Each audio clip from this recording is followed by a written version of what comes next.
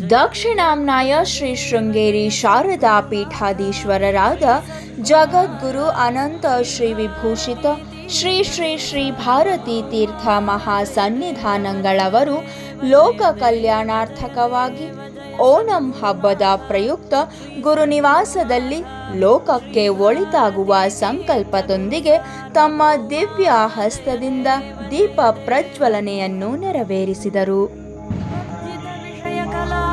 ದುರ್ಜನ ಸುದುರಾಪ ದೂರೀಕೃತನತ ಪಾಪ ಸಚ್ಚಿತ್ ಸುಖ ರೂಪ ಜಯ ದೇವ ಜಯ ದೇವ.